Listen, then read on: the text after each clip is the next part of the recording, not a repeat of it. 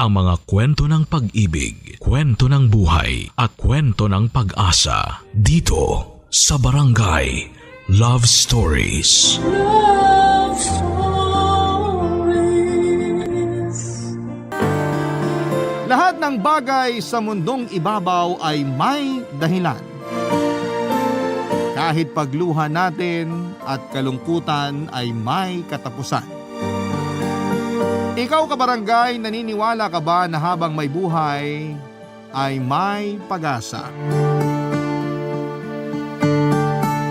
Dear Papa Dudut, bilog ang mundo. Yan ang laging sinasabi sa akin ng nanay ko noong nabubuhay siya. Ibig sabihin, kung pinanganak kang mahirap basta masipag ka, madiskarte, matyaga at mapagtiis ay hindi ka mamamatay na mahirap. Naniniwala ako sa sinabi ng nanay ko kasi noong araw ay isang kahig isang tuka talagang pamilya namin. Tubong Morong Rizal kami bago ako napadpad sa Cebu para magtrabaho 5 buwan pagka-graduate ko sa kolehiyo. Dahil sa pagsisikap ko ay unti-unti kong nabigyan ng maayos na buhay ang tatay ko. Malayo pa kami sa pagiging mayaman pero hindi na kami nagugutom, Papa Dudut. Bago ko ipagpatuloy ang pagbabahagi ng kwento ko ay tawagin niyo na lamang ako sa pangalang Carissa. 31 years old at ngayon ay nandito na ulit ako sa Rizal. Lagi pa rin ako nakatutok sa Barangay Love Stories at inaabangan ng inyong programa. Marami kasi akong natututunan mula sa mga kabarangay natin na nagpapadala ng istorya nila. Kaya naman na-inspire ako na sumulat sa inyong istasyon, Papa Dudut. Tulad ng sinabi ko kanina, hindi kami pinanganak na mayaman, pero masipag ang mga magulang namin. May babuyan kami na siyang pangunahing kabuhayan namin noong araw. Nagsimula lamang yon nang minsang bumili si nanay ng biik na nilalako sa bisikleta na sinubukan niyang alagaan at palakihin.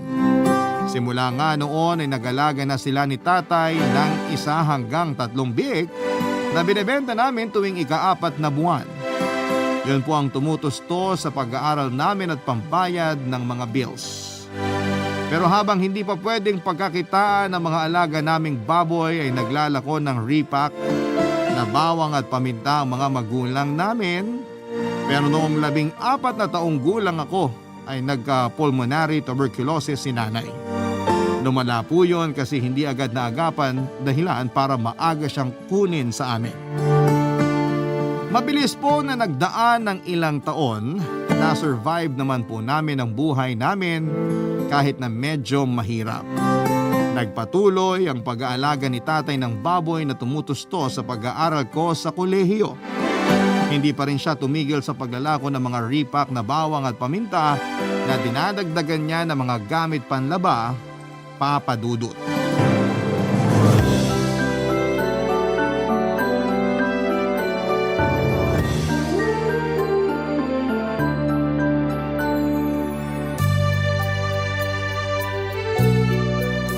Tay, kape tayo. Ay, salamat nak. Kape tayo. Sige po, Tay. Anong oras pasok mo sa school? 8:00 po. Maaga pa naman, 6:30 pa lang po. Alis ako mga 7 siguro. Maglalakad ka lang? Opo, Tay. Para exercise na rin. Gusto mo sumabay na lang sa akin? Nahiram ko yung bisikleta ni pareng Emong. May sidecar yun. Naku, Tay, ayos lang. Mabigat ako. Baka mahirapan kayo magpedal. Anong tingin mo sa tatay mo? Mahina? Mas malakas pa ako sa kabayo, oy. Hindi ko naman po sinabing mahina kayo, pero okay lang po na maglakad ako. Tsaka, bakit po kayo nang hiram ng bike kay Manong Emong? Malayo po ba ang pupuntahan nyo? Oo, iikutin ko yung Angono sa Taytay, nak. Pupuntahan ko yung mga suki ko dun. 2 linggo rin kasi akong di nakadayo sa kanila kasi nagkasakit ako. Basta, Tay, huwag kayo masyadong magpakapagod. Kagagaling nyo lang sa sakit, baka mabinat po kayo. Oo, nak. Di ko naman pipilitin kung di ko kaya eh. Saka laking tulong ng bisikletang pinairam ni paring Emong. May bonus pang malapad na payong. Sigurado marami akong mapagbebentahan nito. Mas marami sana kung yung tricycle ng Tia Luz mo yung nahiram ko. Kaso alam mo namang di ako pahihiramin nun. Hayaan niyo po, pag nakagraduate ako at nakapagtrabaho, pag-iipunan ko yung pambili natin ng tricycle niyo. Promise po yan! Nako, salamat kung ganun. Pero wag mo na munang isipin yun. Pagtuunan mo ng pansin yung sarili mo pag nakapagtapos ka na ng pag-aaral. Pwede ba yun? Siyempre kayo po ni Jet yung inspirasyon ko, kaya ako magtatapos sa pag-aaral, Tay. Hindi na po ako makapaghintay na makatulong sa inyo. Salamat kung ganun, pero kaya ko pa naman. Naaawa lang po ako sa inyo. Lalo na nung nagkasakit kayo kasi naulanan kayo sa paglalako. Naisip ko na kapag nagtatrabaho na ako, pwede ko na kayong patigilin sa pagtitinda. Baka naman manghina ako kapag wala na akong ginagawa, nak. Pwede kayong mag-alaga na lang ng baboy. O di kaya magtindahan para hindi na po kayo lalakad ng malayo sa pagtitinda. Mas okay po yun. Sige, kung ano yung ibigay ng Panginoon. Pero sa ngayon, magtatrabaho muna ako ng mabuti para may pambili tayo ng ulam at bigas. Saka pambayad na rin sa tindahan. Kasi sinisimangutan na ako ni Aling Ting. Oo nga, Tay. Ayaw na nga po niya tayong pautangin. Naiintindihan ko naman kasi negosyo niya yun. Basta nak, magsikap ka sa pag-aaral mo para di ka tumulad sa akin, ha? Hamak lang na tindero at nag-aalaga ng baboy. Hindi naman po hamak yung trabaho niyo. Marangal po yun. Lagi ko po kaya kayong binibida sa mga classmate ko.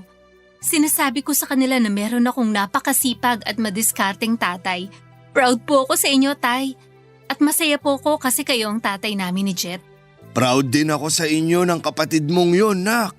At sigurado ako na proud din ang nanay nyo kung saan man siya naroroon. Sana kasama pa natin siya para nakikita niya kung gaano kayo nagsisikap ni Jet. Ay, miss na miss ko na ang nanay nyo. Miss ko na rin po si Nanay, Tay. O siya, bago pa tayo magkaiyakan, ubusin na natin tong kape para makapag-asikaso na tayo. Sige, Tay. Paghahanda ko po kayo ng baon para may makain kayo sa tanghalian. May sinaing na tulingan pa naman para sa ulam. Sige, salamat. Si Jet, tulog pa ba? As usual, pero gigisingin ko na po. Mabuti pa nga. Nung nakaraang araw, naulian sa klase nila kasi kukupad-kupad. Simula nang mawala si nanay ay hindi na nag-asawa si tatay. Bukod sa naging abala na siya sa pagtataguyod sa amin ng kapatid kong si Jet ay wala raw papantay kay nanay sa puso niya. Ang laki ng paghanga at respeto ko sa tatay ko kasi siya lang ang nagtaguyod sa pamilya namin. Kaya siya ang inspirasyon ko, kaya ako nag-aral ng mabuti at nangarap na makapagtapos. Alam kong proud sa akin si tatay dahil sa mga achievement ko pero minsan ay hindi ko mapigilang mapatanong sa sarili ko kung sapat na ba yun. Gusto ko na kasing magtrabaho para makatulong sa mga gastusin namin sa bahay pero ayaw ni tatay dahil 2 taon lang naman daw ay makakagraduate na ako sa kolehiyo, Papa Dudut. Pero hindi lang naman yon ang dahilan kaya gusto ko nang magtrabaho na lang at kumita ng pera. Isa kasi sa mga tiyahing ko na kapatid ni nanay, si Tia Luz, ang laging nagsasabi na wala naman daw patutunguhan ang pagtatapos ko ng kolehiyo. Palibhasa ay hindi siya naniniwala na malayo ang mararating ko kasi mauuwi lang daw ako sa pag-aasawa ng maaga, kaya bakit pa ako nag-aaksaya ng pera sa pag-aaral? May kaya si Tia Luz. May paupahang apartment siya sa Binangonan na siyang pangunahin niyang pinagkukunan ng income. 3 palapag din ang bahay niya at may isa silang SUV at tricycle. Sa mga kapatid ni nanay, si Tia Luz ang sinuwerte sa buhay matapos mga pangasawa ng Japanese citizen. Nagkakilala sila noon sa Japan noong minsan siyang nagtrabaho bilang entertainer. Kaya lang ay hindi maayos ang pakikitungo niya sa amin ang kapatid kong si Jet, Papa Dudut.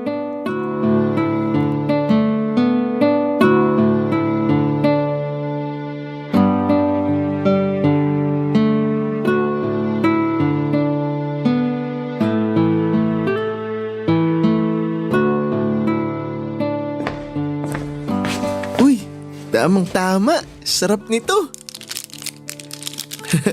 Hoy, Jet! Ay! Tia Luz, kayo po pala. Oo, ako nga. Ano yung tinatago mo sa likod mo? Patingin? Ha? Wala po. Anong wala? Patingin sabi! Alam ko may ninakaw ka kaya ayaw mo ipakita sa akin. Grabe naman po kayo sa ninakaw. Hindi ko po magagawang magnakaw. O ano nga yung tinatago mo sa likod mo? Ito po. Cupcake lang po to. Kinuha ko po dun sa box kanina kasi nagugutom na ako. Akin na nga yan!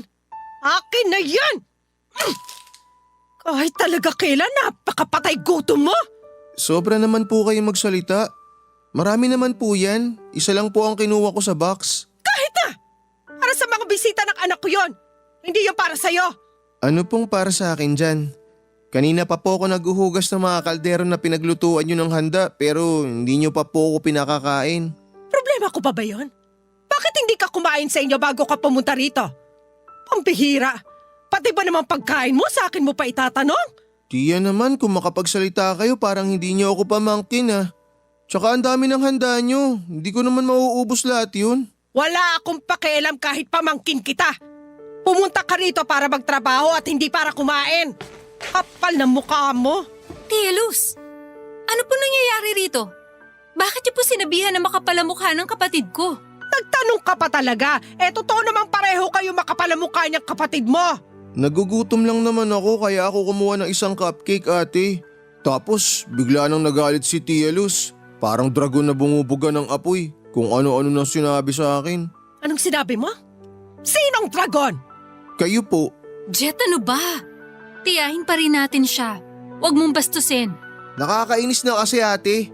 Kala mo kung sino porke mayaman at may pambili ng pagkain. Kung ayaw nyo akong pakainin, di kayo maghugas ng mga kaldero nyo. Hoy! Saan ka pupunta? Uuwi na ako sa amin. Jet naman. Tignan mo nga yung kapatid mo. Naturingan nag-aaral pero napakabastos. Pasensya na po kayo, Tia. Pagsasabihan ko na lang po si Jet pag uwi sa bahay. Aba dapat lang. Pero tapusin mo muna yung mga hugasin doon. Dalihan mo. Opo.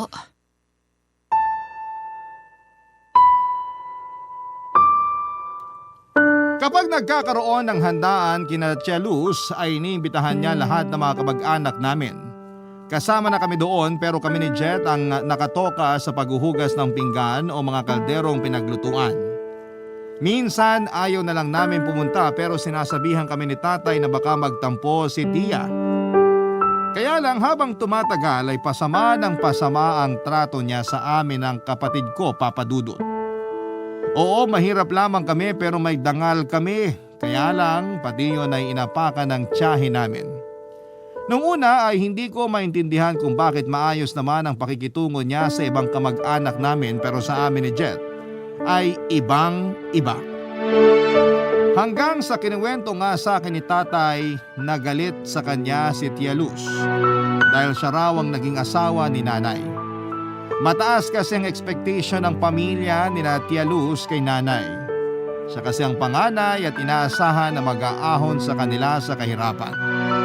Pero nabuntis ni tatay ang nanay ko kaya hindi siya nakapagtapos ng pag-aaral. Si Tia Luz ang nagsakripisyo para itaguyod ang pamilya nila. Doon siya nag-ibang bansa at nakipaghiwalay siya sa boyfriend niya rito sa Pilipinas para magpakasal. Ilang taon din siyang nanatili sa Japan bago siya umuwi sa Pilipinas noong naghiwalay sila ng dati niyang asawa, Papa Dudut. Barangay Love Stories. Barangay Love Stories. Ayaw ko naman na baliwalain ang pagsasakripisyo ni Tia Luz para sa pamilya nila. Pero hindi naman tama na sa amin niya ibunto ng galit niya sa mga magulang namin, Papa Dudut. Sa kakadugo niya kami, kaya bakit kailangan niya kaming tratuhin ng iba? Mabuti pa nga yung ibang tao mabait yung pakikitungo niya.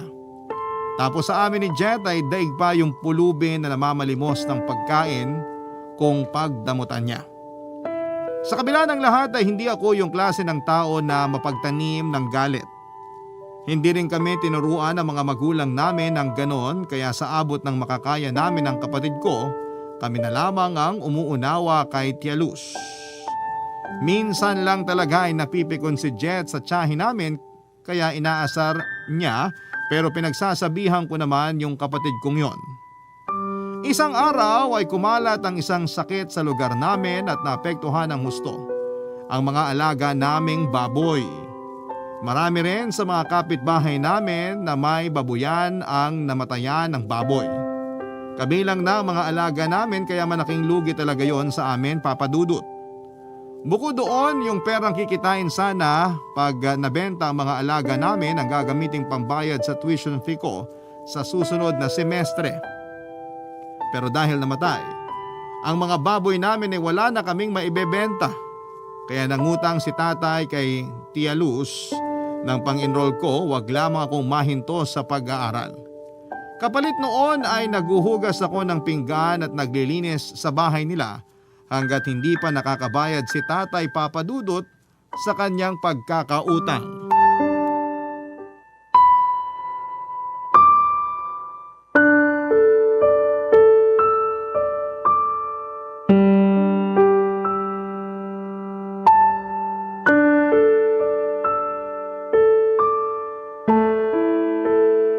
Carissa, kanina ka pa dyan sa mga hugasin.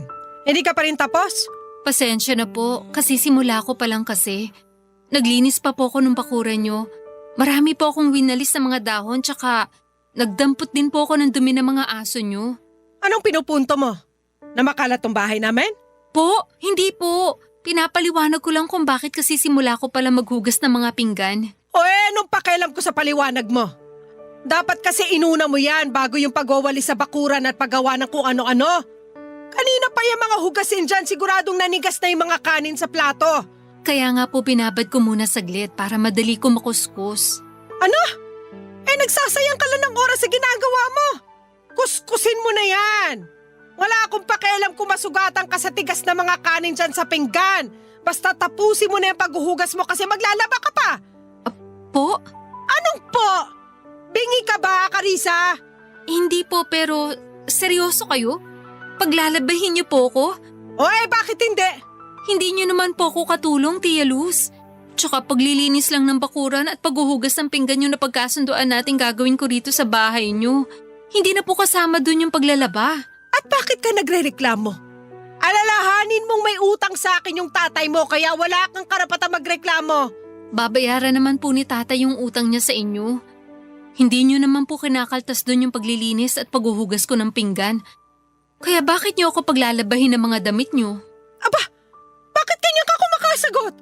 Baka nakakalimutan mong tsahin mo ako. Nag-aaral ka pa naman pero wala kang respeto? Hindi ko naman po kayo binastos eh. Sinabi ko lang po yung totoo. Tsaka opo, kiyahin ko nga po kayo. Pamangkin niyo ko. Pero bakit parang ibang tao naman yung turing niyo sa akin? Nagtatanong ka pa talaga alam mo naman yung rason. Sa tuwing nakikita ko kayo ng kapatid mo, naaalala ko yung nanay nyo. Kasalanan talaga ng mga magulang nyo kung bakit ako yung kinailangang kumayod na parang kalabaw nung araw makaahon lang sa kahirapan yung pamilya namin. Kung hindi kasi siya nag-asawa na maaga tapos ang inasawa niya pa yung tatay niyong mas mahirap pa sa daga. Matagal na po nangyari yun, tsaka wala na po si nanay. Hanggang ngayon hindi niyo pa rin po siya napapatawad. Tsaka wag naman po kayo magsalita ng ganyan sa tatay namin. Kasi kahit mahirap lang kami, masikap at masipag naman po si tatay. Kahit kailan hindi ko mapapatawad yung nanay nyo. Tsaka dapat lang na magsipag sa pagtatrabaho yung tatay nyo. Kasi wala kayong pera, no? Pasalamat ka nga sa akin kasi kung hindi ko kayo pinautang, di hindi ka makakapag-aral. Tsaka sigurado ka ba makakapagtapos ka sa college?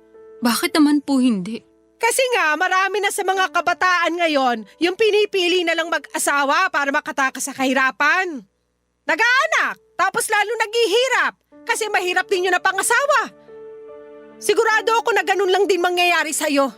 Hindi po totoo yan. Kasi may pangako ako sa sarili ko na magtatapos ako ng college at magtatrabaho para matulungan si tatay. Kaya kahit na anong sabihin nyo, hindi po ako makikinig sa inyo. Sa'yo talaga nagbana yung kapatid mo, no? Suwail, mahilig sumagot.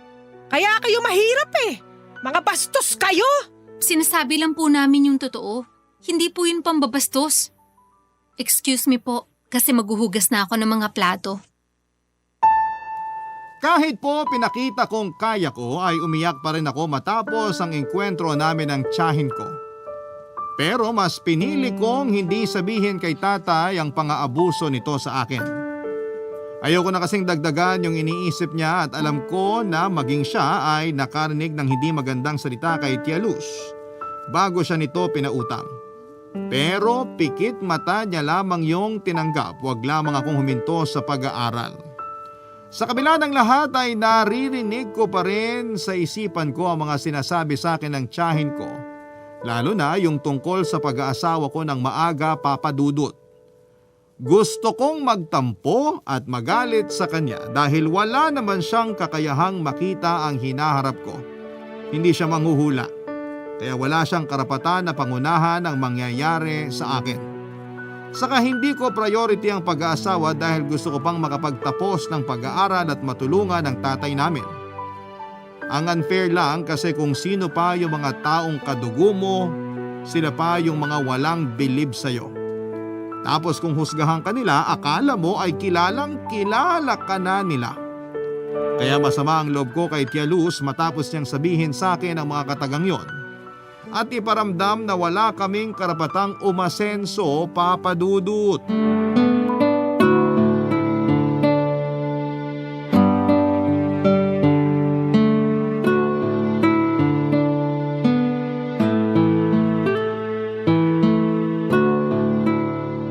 Pag ako nakagraduate at naging pulis, huyo talaga sa akin yan si Tia Luz.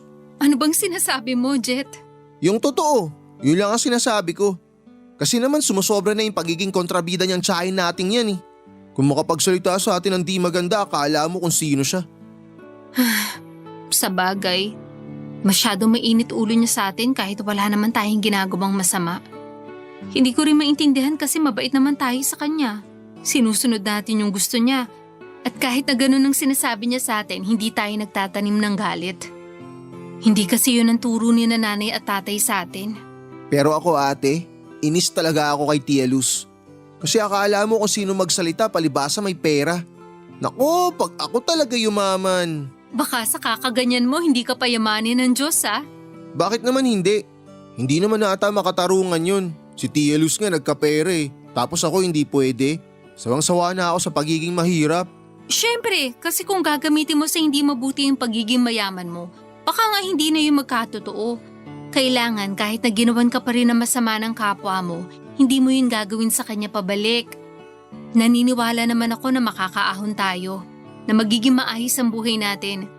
Pwede mangyari yun kasi nagsikap tayong umasenso at wala tayong inaapakang tao. Kaya tigilan mo na yung mga sinasabi mo kay Tia Luz. Alam ko naman yun ate. Di ko lang mapigilan yung sarili ko kasi sobra na talaga siya. Gusto kong patunayan sa kanya na hindi totoo yung mga sinasabi niya tungkol sa atin. Alam mo ba yung isa pang kinagagalit ko sa kanya? Sinabihan niya ako na hindi daw ako makakagraduate kasi makakabuntis lang daw ako at magkakaanak ng maaga. Magiging pariwara daw ang buhay nating dalawa, lalo na ako kasi bulakbul daw ako. Talaga? Oo, sinabi niya yun. Anong sabi mo? Sinabi ko sa kanya na tigilan niya yung kapupuna sa akin. Imbis na ako yung pinapansin niya, pagtuunan niya ng pansin yung anak niyang lalaki para makita niya kung sino yung mas bulakbul sa amin. Kasi kung makapag-cutting class yun, wagas. Huy, sinabi mo talaga yun? Oo, bakit ko naman pipigilan ang sarili ko? Wala lang, ang tapang mo kasi. Nasa katwiran kasi ako ate. Masyado siyang bulag-bulagan sa mali ng anak niya. Tapos pagdating sa atin, todo po na siya. Parang siya yung nagpapaaral sa ating dalawa kung makapagsalita. Daig pa niya si tatay. Sige nga ate, sabihin mo nga sa akin. Tama ba yun? Mali. Kasi mabuti sana kung nakakatulong sa atin yung mga sita niya. Kaso hindi. Tsaka isa pa, hindi naman totoo yung mga pinagsasabi niya tungkol sa atin eh. Lakas niya mag-imbento ng kwento. Sinabihan din niya ako na hindi rin ako makakagraduate kasi magkakaasawa raw ng maaga. Kita mo na? Napaka talaga niyang tiyahin natin na yan. Nakakabuisit. Oh, kalma ka lang. Kitang-kita ko na yung ugat mo sa mga mata Seryoso, nakita mo? Joke lang. Ate, hindi ka naman makausap na matino eh. Nakakainis. Huwag ka na kasing gigil masyado kay Tia Luz. Baka hindi alam marami na pala siyang pinagdadaanan kaya ganun ang ugali niya. Wala akong paki sa mga pinagdadaanan niya. Hindi lisensya yon para siya maging maldita. Daig niya pa yung mga kontrabida sa GMA ah. Hindi na natin mababago yung ugali ni Tia. Ang kaya natin baguhin ay yung kapalaran natin. Kaya nga tayo nag-aaral para makagraduate eh. Hindi ba yun ang gusto ni nanay at tatay para sa atin? Oo, tsaka yun din naman ang gusto natin para sa sarili natin. Tama. Kaya kahit mahirap, gawin nating inspirasyon yung mga pinagdadaanan natin ngayon. Tsaka sabi nga ni nanay, bilog ang mundo. Ibig sabihin hindi tayo palaging nasa ibaba. At hindi rin palaging nasa itaas si Tia Luz. O siya, mabuti pa magsaing ka na. Kasi malapit nang dumating si tatay. Para naman kakain na lang tayo mamaya. Pero wala pa tayong ulam, ate. For sure magdala naman si tatay eh. Sige na, magsaing ka na. Sige. Naiintindihan ko kung bakit galit si Jet kay Tia Luz. Pero sa abot ng makakaya ko ay pinagsasabihan ko siya na huwag magtanim ng sama ng loob sa tiyahin namin. Pero minsan, ang lakas talagang mamikon ng tiyahin namin yon. Nagpatuloy ang paghuhugas ko ng pinggan at paglilinis ng bahay ni na Tia Luz hanggang sa makabayad si tatay ng perang inutang niya rito. Tiniis ko ang lahat ng mga masasakit na sinabi ng tiyahin ko kasi alam ko na hindi naman habang buhay ay magiging tagahugas lamang ako. Nagsikap po ako sa pag-aaral at hindi nagtagal ay nagbunga yon nang makapagtapos ako sa kolehiyo pagkalipas ng 2 taon. Sobrang saya ng tatay ko nang ialay ko sa kanyang diploma ko at kitang-kita ko ang ismid at irap sa mata at mukha ng tiyahin ko. Kasi hindi siya makapaniwala na nakapagtapos ako sa pag-aaral, Papa Dudut. 5 buwan din akong nagtrabaho sa isang maliit na private company sa Rizal bago ako nag-decide na pumunta ng Cebu. Nakakita kasi ako ng opportunity doon kaya naman hindi na ako nagpatumpik-tumpik pa. Nagpaalam ako kay tatay at pinayagan naman niya ako basta mag-iingat lang daw ako. Nagtrabaho ko bilang marketing officer sa isang pharmaceutical company doon. Ako na rin, Papa Dudut, ang nagpaaral kay Jet na nooy malapit na rin makapagtapos sa kurso niyang criminology at nagpatuloy ngayon hanggang nakapag-training na siya ng mga panahong yon, Papa Dudut. Barangay Love Stories. Barangay Love Stories. Hindi pa kami mayaman pero malayo na sa dating isang kahig isang tuka ang aming pamumuhay, Papa Dudut. At kahit mahirap mapalayo sa pamilya ay tiniis ko yon para masuportahan sila. Bukod kasi sa pagiging regular employee ko ay rumarakit po ako bilang isang English tutor online. Ginagawa ko yon sa loob ng 4 na oras sa gabi pag uwi ko galing sa trabaho. Kailangan ko kasing madagdagan ang income ko para matupad ko yung pangarap ni tatay na mapaayos yung bahay namin at makabili ng tricycle para sa kanya. Kapag may pagkakataon ako makapagbakasyon ay umuwi ako sa Rizal para makita sina tatay at Jet. Na noong panahon na yon ay ganap ng pulis ang kapatid ko at katukatulong ko na rin sa buhay. Marami po kasi kaming pangarap na gusto naming tuparin. Isa na nga po doon yung pagpapaayos ng bahay namin. May isang beses na umuwi kami sa amin para magbakasyon ay nabalitaan ko ang mga kamalasang dumapo sa pamilya ni Tia Luz ko. At lahat ng yon ay ikinuwento sa akin ni na Jet at tatay, Papa Dudut.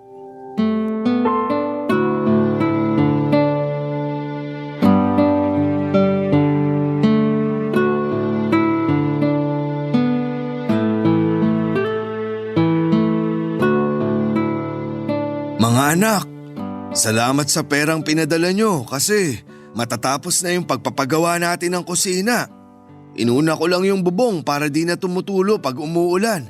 At di na kailangang patungan ng gulong kasi halos tangay ng hangin pag may bagyo. Nakakatuwa kasi malayong malayo na yung itsura ng bahay natin ngayon sa dati. Oo nga, hindi na natin kailangan mag-alala lalo na kapag umuulan. Basta tay, yung susunod na sahod ko para naman yun sa pagpapapintura ng loob nitong bahay.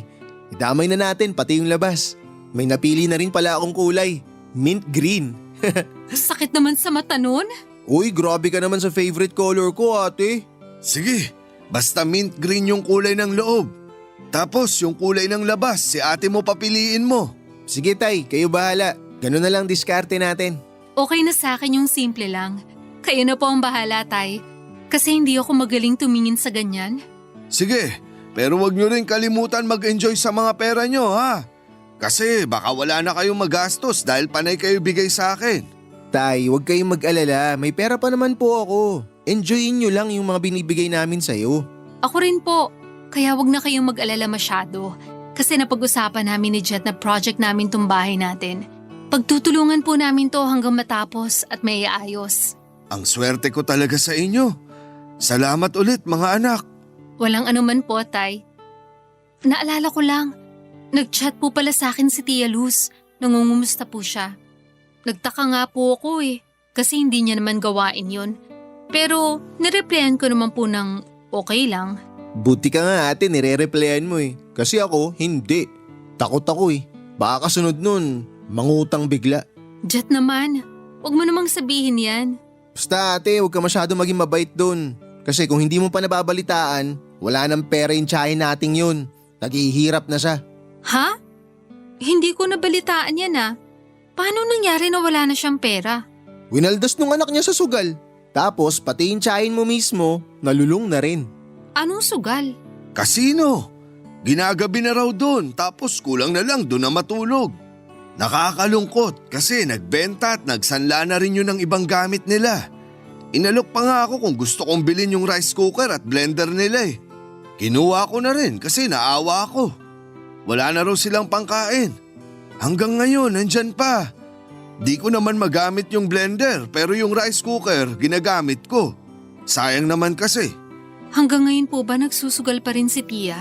Hindi na kasi wala na siyang pera Lagi ngang pumupunta yun sa bahay para mangutang. Hindi na rin kasi siya sinusuportahan ng anak niya. Matapos lumayas sa bahay, natanga yung iba niya pang pera sa mga alahas. Hala, kawawa naman po pala si Tia Luz. Grabe naman yung anak niya. Sinabi mo pa. Awang-awa nga ako sa kanya kasi lagi na lang malungkot. Umiiyak o kaya nakatulala pag nadadaanan ko rin sa bahay nila. Baka yun na yung karma niya. Jet naman, huwag mong sabihin yan. Sa totoo lang tayo ate. Bakit? Grabe kung itrato niya tayo dati. Napakasama ng ugali. O ayan, bumalik sa kanya yung mga sinabi niya. Siya yung minalas. Anak, hindi pa rin tayo pwedeng maging masaya dahil lang may di magandang nangyari sa tiya mo. O kahit na sinong tao, kasi masama yun. Alalahanin mong hindi ganun ang tinuro ko sa inyo ng ate mo. Ay, sorry po tay. Sorry din ate. Ayos lang, basta wag mo na lang ulitin. Pinapasabi rin pala ng tiya nyo na sorry daw sa mga nasabi niya noon sa inyo at sa pamilya natin. Hiyang-hiya raw siya kasi di niya akalain nakakaramahin siya. Ay, hindi ko kayo pinapwersang makipagbati sa tiyahin nyo kasi alam kong di talaga maganda yung pinagdaanan nyo sa kanya. Kayo na rin bahala kung kakausapin nyo pa siya mga anak. I-chat ko po si Tia Luz. Kukumustahin ko siya. Kawawa naman po kasi siya, Tay. Lalo na mag-isa na lang siya sa bahay nila ngayon. Sige nak, mabuti pa nga. Pero kung iisipin, ibang klase talaga maglaro ang kapalaran, no? Hindi ako makapaniwala sa mga nangyari kay Tia Luz at hindi ko rin mapigilang maawa sa kanya. Kahit sinong ina hindi deserve na tratuhin ng masama ng kanyang anak. Doon ko napatunayan na kahit gaano ako nagtatampo sa kanya noong kabataan ko, ay hindi ko pa rin magawang magtanim ng galit sa kanya. Gusto ko siyang tulungan pero hindi ko alam kung paano magsisimula. Hindi ko na kasi talaga siya kinausap pagkatapos ng insidente sa bahay nila dahil nangako ako sa sarili ko na lalayuan ko na siya, Papa Dudut. Pero itinuloy ko ang sinabi kong i-chat si Tia Luz. Nagkausap kami at humingi siya ng tawad sa akin. Sinabi ko na gusto ko siyang tulungan kahit papaano kaya nagpapadala ako ng pera sa kanya para may makain siya. At kahit paano ay may pambayad siya sa mga bills. Hindi na rin naman ako nakarinig ng kahit na anong salita kay Jet tungkol sa tiyahin namin kasi alam kong kahit siya ay naaawa rito. Lumipas nga ang 2 taon, Papa Dudut, natapos na po ang bahay namin at nakapagpatayo ng maliit na tindahan para kay tatay at binilhan rin namin siya ng pangarap niyang tricycle. Bago mag-pandemic ay nag-resign ako sa pinagtatrabahuhan ko sa Cebu at umuwi ako sa Rizal upang tulungan si tatay na asikasuhin na lamang yung tindahan namin. Work from home ako bilang tutor at virtual assistant. Sa pagtutulungan namin ay guminhawa ang buhay namin, Papa Dudut.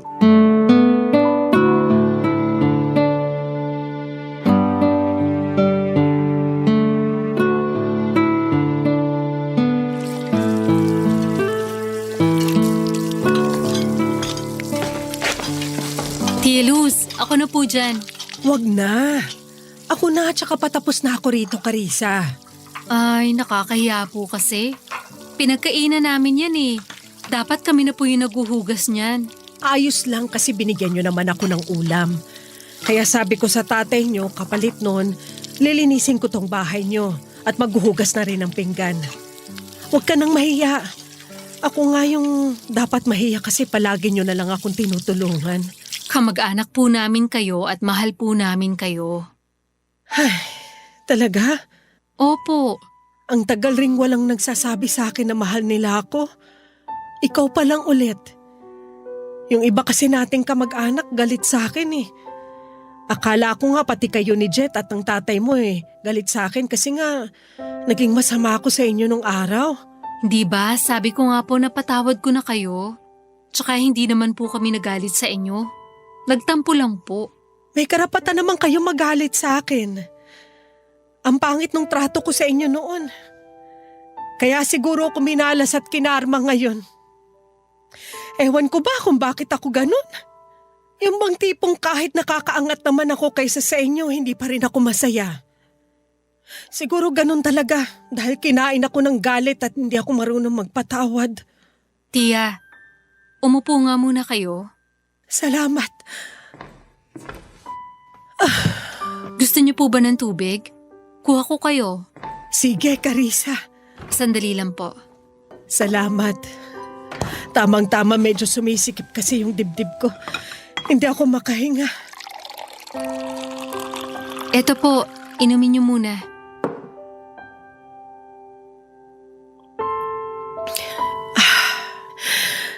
Salamat ulit. Ayos na ang pakiramdam ko. Huwag niyo na po kasing isipin yon. Nakaraan na po yon. Ang mahalaga, magkakasundo na tayo ngayon. Pinagsisisihan ko yung mga sinabi ko sa pamilya nyo. Lalo na sa'yo, Carissa. Masyado ako nabulag ng galit sa mga magulang nyo at pati kayo ni Jet dinamay ko. Nakakalungkot kasi sarili kong kapatid yung nanay mo. Pero hanggang kamatayan niya, galit ako sa kanya. Kung tutuusin, wala naman siyang kasalanan eh. Hindi rin naman tama na iasa namin sa kanya yung pag-ahon sa pamilya namin sa kahirapan. Dapat kasi nagtulungan kami. Alam ko po na kung nasan man ngayon si nanay, hindi naman siya galit sa inyo. Kasi kung tutuusin, malaki rin po yung sinakripisyo nyo para makaahon sa kahirapan yung pamilya nyo. Kahit po si nanay, thankful sa mga nagawa nyo kasi hindi niya po yung nagawa dahil nga nag-asawa siya na maaga. Naiinggit lang siguro ko sa nanay mo kasi mabuting lalaki yung napangasawa niya. Napakabait ng tatay niyo, Carissa. Kahit na ang dami ko nung sinabi na masama sa kanya, hindi naging mahirap yung pagpapatawad niya sa akin. Ang swerte ng pamilya niyo. Hindi na ako magtataka kung pinagpapahala kayo ngayon. Hindi pa naman po huli ang lahat. Tsaka kung kailangan nyo kami, nandito lang po kami para tumulong sa inyo sa abot na makakaya namin. Ang pamilya nagtutulungan at lagi nagdadamayan. Nahihiya pa rin ako pero salamat talaga.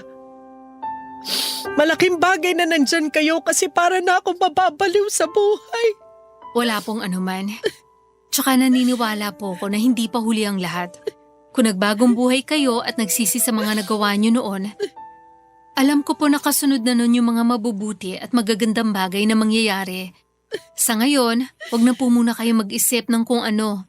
Basta, mahal po namin kayo at pamilya po tayo.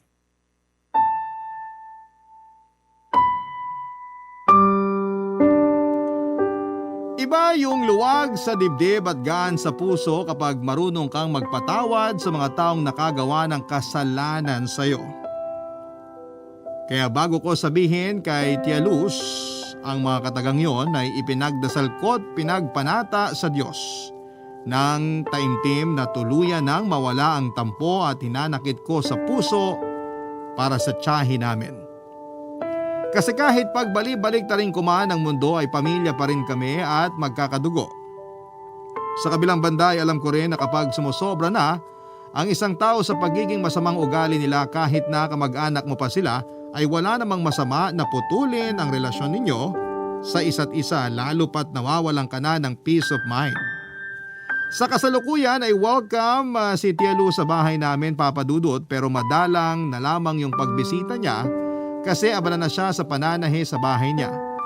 Binilhan ko po siya ng makinang pangtahi para meron siyang pinagkakabalahan at pinagkakakitaan. Gumagawa po siya ng mga shorts at damit pambata, kurtina at basahan na binibenta niya sa tapat ng bahay niya. Kaya nga ako na lang ang dumadalaw sa kanya sa bahay niya para mangumusta. Tapos kapag Sabado at Linggo ay ini-invite namin siya na sa bahay magtanghalian at maghapunan. Sa kabuuan ay naging mas lalong maayos at mabuti ang relasyon namin sa isa't isa, Papa Dudut. Hanggang dito na lamang ang sulat ko at maraming salamat po sakaling maiere ang istorya ng buhay ko sa Barangay Love Stories. God bless po and more power sa inyong number 1 FM radio station sa Mega Manila. Ang Barangay LS 97.1 ng inyong forever kapuso at kabarangay, Carissa. Nagustuhan ng iyong napakinggan? Ituloy yan via live stream sa www.gmanetwork.com/radio.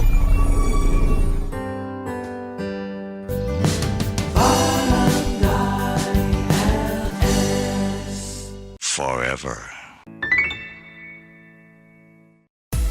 Barangay LS 97.1 Forever. Mga kwento ng pag-ibig, kwento ng pag-asa at mga kwento ng buhay dito sa Barangay Love Stories. Love Stories.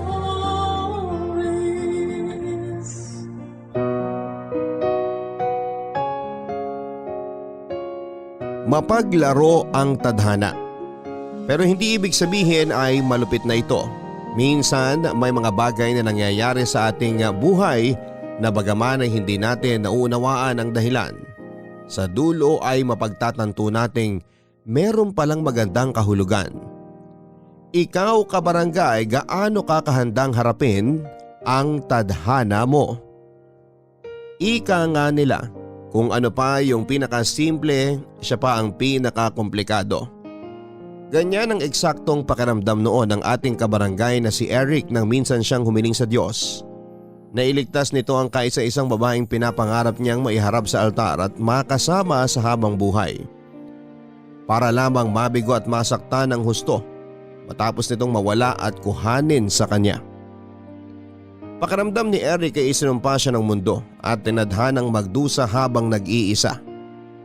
Kaya nga hindi natin siya masisisi kung tuluyan na niyang isinara ang puso na umibig muli at kasamang inilibing ng dati niyang kasintahan ng susi nito.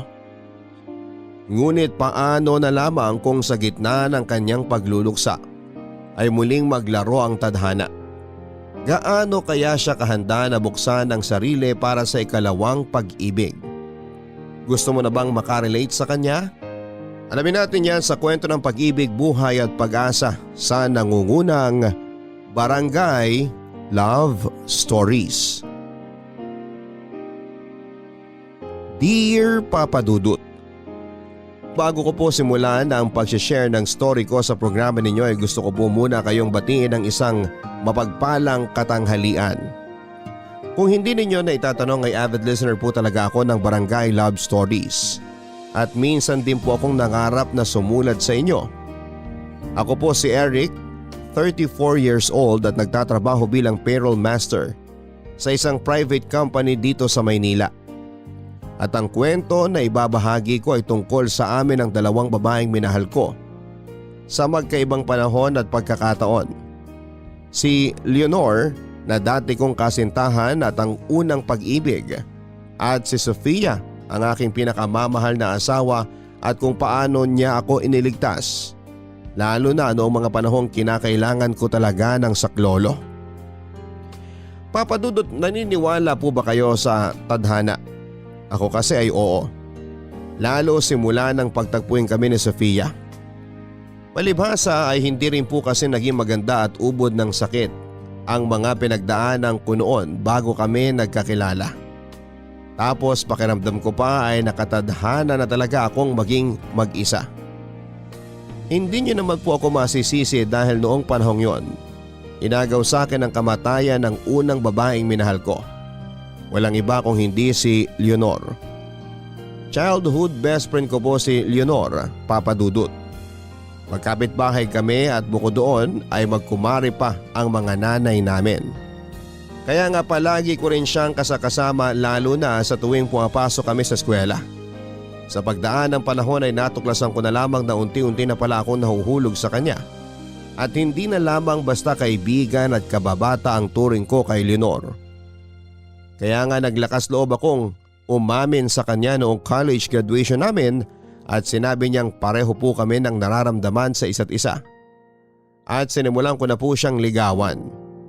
Nang maging kami ay sinasabi ko sa sarili ko na siya na nga ang babaeng pakakasalan ko pagdating ng araw.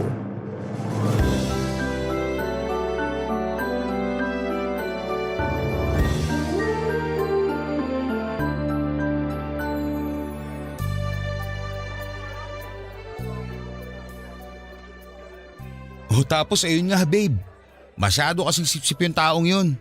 Kaya nung nagkabukingan, lumabas na siya talaga itong may mali. Kaya pumalpak yung transaksyon nila doon sa kliyente namin. Grabe, alam kong masamang tumawa pero hindi ko talaga mapigilan na sarili ko noon. Nakaharma rin siya. Babe, may problema ka ba? Ayos ka lang? Ha? Oo, ayos lang ako. Bakit mukha bang hindi? Teka, ano nga ulit yung kinukwento mo? Yun bang masungit yung supervisor? Hindi. Tapos na yun. Tukol na sa sip-sip namin katrabaho. Oo. Oo, tama. Ano ba yan? Pasensya na babe, medyo na-distract ako eh. Ayos lang. Pero ano ba kasi yung dahilan ba't ang lalim ng iniisip mo dyan? Pansin ko kasi, kanina ka pa tahimik habang daldal ako ng daldal dito. Wala naman. Wala naman akong ibang iniisip. Ang totoo niyan, medyo masakit lang talaga ang ulo ko. Ano? Bakit kayo mo lang sinabi? Kaya mo pa ba? Kailangan na ba kitang iuwi sa inyo? Sira, hindi mo namang kailangan gawin yun. Kaya lang sabi mo, masakit ang ulo mo. Oo nga, pero hindi naman ganun kalala. Hindi ganun kalala para ma-distract ka? Ay, babe, sana kanina mo pa sinabi. Ayos lang naman sa akin na ihatid ka sa inyo para makapagpahinga ka na. Ang totoo niyan, hindi ko lang sinasabi pero napansin ko na parang namumutla ka rin. Sigurado ka ba talagang okay ka lang? Oo naman. Magsasabi naman ako kapag hindi ko talaga kaya. Tsaka siguro kaya masakit ang ulo ko kasi hindi ako masyadong nakatulog kagabi. Bakit? Umaatake na naman ba ang insomnia mo? Ganun na nga. Sabayan pa ng stress at workload sa office namin. Alam mo na, hirap maging dakilang empleyado. Minsan nga hindi na rin ako masyadong nakakakain kakatrabaho. Ano? Di ba pinagsabihan na kita na wag mong kakalimutan kumain sa oras? Kaya naman pala parang ang tamlay mo. Sorry na po, babe. Pinipilit ko naman po pero minsan mahirap tsumempo lalo kapag tambak ako ng trabaho. Pero hindi pa rin yung dahilan para pabayaan mo ang sarili mo. Paano na lang kung magkasakit ka na talaga? Babe naman. Sorry na nga, diba? Matatapos na rin naman tong Hell Week namin. Tapos magiging regular na rin ang lahat sa sistema ko. Kaya wag mo nang masyadong isipin. Hala! Leonor, nagdudugo ang ilong mo. Akin na yung tissue, dali! Oh, ito. Hindi na talaga ako natutuwa sa nangyayari. Halika na. Iuwi na kita sa inyo para makapagpahinga ka na. Babe, ayos lang talaga ako. Pero hindi yan ang nakikita ko. Tara na, huwag na matigas ang ulo.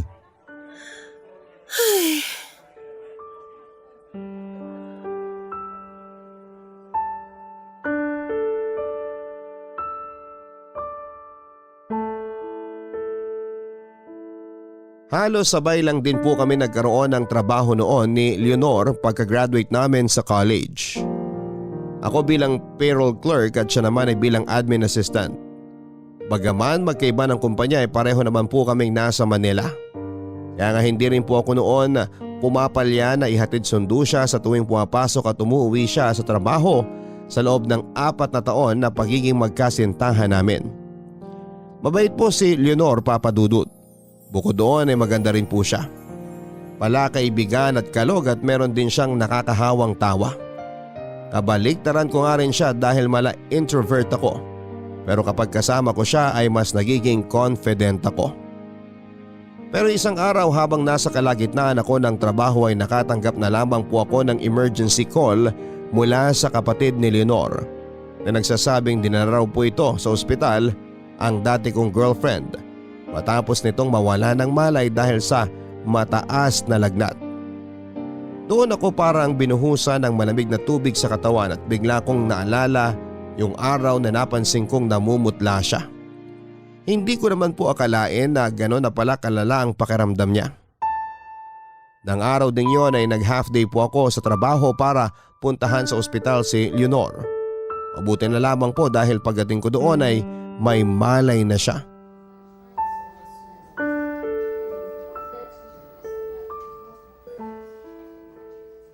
Babe, kumusta na ang pakiramdam mo? Okay naman. Medyo nanghihina lang. Tumawag sa akin ng kuya mo. Hinimatay ka raw dahil sa lagnat. Bakit hindi mo sinabi sa akin na nilalagnat ka pala nung magkausap tayo kaninang umaga? Wala man lang akong kaalam-alam. Ilang araw na pala masama pakiramdam mo. Pasensya ka na, babe. Hindi ko na binanggit sa'yo kasi ayoko mag-alala ka pa ng husto. Noong una, hindi ko naman pinapansin dahil akala ko kulang lang ako sa tulog. Kaso may times na nag-chill na lang ako. Tapos ayun nga. Lalo ako mag-aalala kung ganyan na binabaliwala mo yung mga nararamdaman mo. Pero sige, nire-respeto ko naman ang desisyon mo na hindi ka kagad nagsabi sa akin. Sana lang sa susunod, wag nang maulit. Kasi para akong aatakin sa puso lalo nang malaman kong isinugod ka rito sa ospital. Okay, babe. Hindi na po mauulit. Thank you sa pag-intindi mo. Pero hindi mo ako masisisi ko, hindi ko pa rin mapigilan mag-alala. Lalo na sa kung ano talaga nangyayari sa'yo, babe. Sa totoo lang, ako rin. Anong ibig mo sabihin? May resulta na ba mga test sa'yo? Wala pa pero parang may idea na ako, babe. Paano kung tama pala ang hinala ko? Paano kung posible na may leukemia rin ako? Ano bang pinagsasabi mo? Sandali, babe. Hindi magandang biro yan pag nagkataon.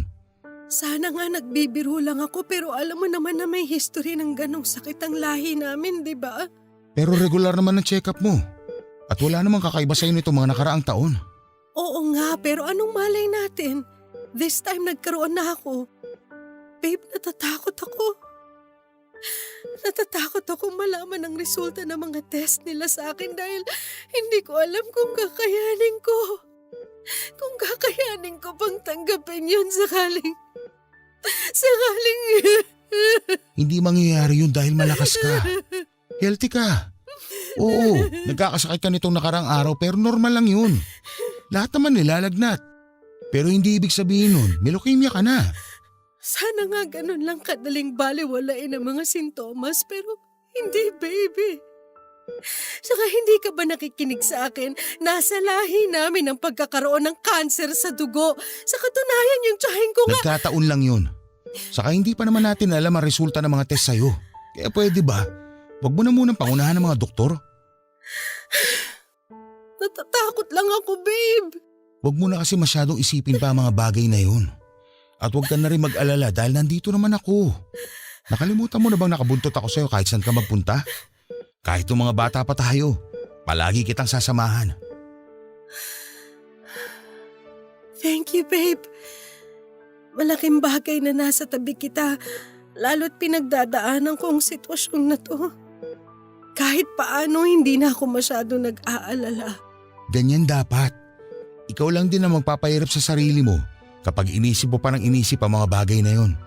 Sa ngayon, ang importanteng gawin mo ay magpahinga. Bumawi ka ng lakas. Matulog ka ng sapat at kumain ka sa tamang oras. Sigurado ako hindi magtatagal, magiging okay ka rin. Naiintindihan mo ba? Opo, babe. Mabuti kung ganon. So ano, gusto mo bang umorder ako ng pagkain? Mukha kasing gutom ka na. Pati ba naman yon, alam mo? Siyempre, kilala na kita.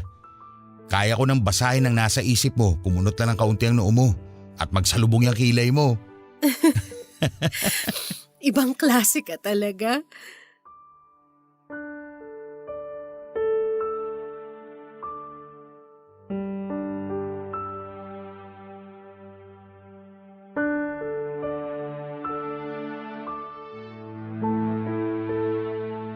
Papadudot, ayoko pong isipin na posibleng magkatotoo ang mga kinakatakutan ng dati kong girlfriend tungkol sa pagkakaroon niya ng sakit na leukemia. Dahil sino ba namang matinong tao ang gugustuhin na pagdaanan ang ganong uri ng sakit at pasakit, lalo na sa pinakamamahal mo. Kaya nga sinabi ko na po sa kanya na baka stress lamang yon, na na-overfatigue lamang ang katawan niya. Palibhasa ay napapadalas ang pag-overtime ni Leonor sa pinapasukan niya noon bago siya nagkasakit. Bukod doon ay minsan din niyang nabanggit sa akin na hindi na siya nakakakain sa tamang oras o di kaya ay nagkakaroon ng sapat na tulog. Akala ko, Papadudot, ay pahinga lang ang kailangan para gumaling siya at manumbalik ang lakas niya. Ang hindi po namin alam ay higit pa roon ang pinagdaraanan niya matapos naming makumpirma mula sa mga test results niya na meron siyang leukemia, Papadudot.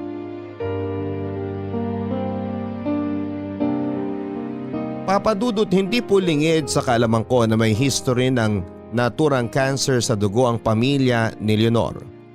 Sa katunayan, 1 taon pa lamang ang nakakalipas matapos naming malaman na meron siyang leukemia ay kamamatay lang din po ng tiyahin niya. Malayong kamag-anak nila mula sa parehong sakit. Kaya nga labis na lamang ang takot ko at pangamba ko na baka isang araw ay bigla na lang ding mawala sa akin ang babaeng pinakamamahal ko. Hindi ko na po idedetalye ang prosesong pinagdaanan ni Leonor sa kanyang gamutan matapos naming malaman na may leukemia siya. Alam naman po kasi natin na hindi yon biro. Bukod sa magastos, apektado rin po ang iba't ibang aspeto at disposisyon sa buhay ng taong dumaraan sa treatment nito. Nang magsimula po siyang mag-chemotherapy ay unti-unti na rin pong nalagas ang mahaba at itim na buhok ni Leonor. Kasabay noon ay bumagsak din ang timbang niya. Madalas na rin po siyang nangihina at madaling mapagod, dahilan para tuluyan na siyang tumigil sa pagtatrabaho. Papadudot, kasama po ako ni Leonor habang pinagdaraanan po niya ang lahat ng masasakit at malulungkot na araw ng buhay niya noon. At sa abot ng aking makakaya, pinapagaan ko ang bawat mabibigat na sandali na pinaparamdam ko sa kanya na hindi siya nag-iisa.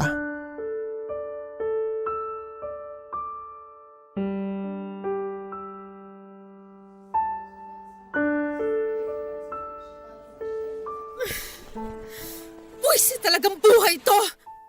Bakit kasi hindi na lang ako mamatay? Babe, ano bang pinagsasabi mo? Hindi mo ba nakikita kung anong estado ko ngayon? Ang sakit-sakit ng katawan ko. Nanghihina na ako. Hindi na nga ako makapag-CR nang hindi mo inaanalayan. Nakakainis naman kasing sakit to. Pasakit ng husto. Kaya nga ako nandito para samahan at tulungan ka. Huwag mo naman sana sabihin na gusto mo nang mawala.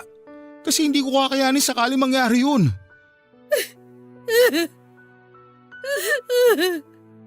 Ano magagawa ko kung yun na lang naiisip kong paraan para matapos na tong sakit na pinagdadaanan ko? Babe, tingnan mo ako mabuti. Sa palagay mo, nagiging maayos pa ako? Hindi naman na, di ba? Itong pagpapakimotherapy ko, wala nang silbi to. Pwede ba? Huwag kang magsalita ng ganyan. Siyempre, umiepekto ang treatment sa'yo kahit na hindi mo yun nararamdaman. Baka nga sa mga susunod na araw, magiging mabuti na rin ang pakiramdam mo. Babe, alam ko na mahirap at masakit ang bawat proseso ng treatment mo. Pero hindi pa rin yung dahilan para gustuhin mo na lang sumuko. At tanggapin na hindi ka nagagaling. Dahil pareho nating alam na hindi yung totoo. Alam din natin pareho na mababa ang tsansa na gumaling ako. Kaya bakit pa natin lulukuhin ang mga sarili natin? At umasa ng umasa kung sa bandang huli, pareho lang din tayong mahihirapan. Babe naman eh. Akala ko ba lalaban ka? Akala ko ba hindi ka susuko? Kung ganyan napapagod ka na, sandalan mo lang ako. Magpahinga ka lang sa balikat ko. Pero wag na wag mong sasabihin na ayaw mo na at gusto mo nang bumitaw. Please naman, para sa akin lumaban ka. Marami pa tayong gagawin kapag gumaling ka. Alam mo, hindi ko alam kung anong kasalanan ko sa Diyos. Kung bakit ngayon pa talaga niya ako sinubok ng ganito. Gusto kong magalit sa kanya kasi napaka-unfair niya. Bakit ngayon pa kung kailan marami akong pangarap para sa atin, babe? Sana kung magkakasakit ako, noon pa lang, nung bata pa ako, para naman kung mamamatay ako, wala akong masyadong panghihinayangan sa buhay ko. Hindi ka mamamatay. Gagaling ka. Magiging mabuti rin ang pakiramdam mo. Basta sundin lang natin ang mga bilin ng doktor mo. At huwag maging matigas ang ulo mo, babe.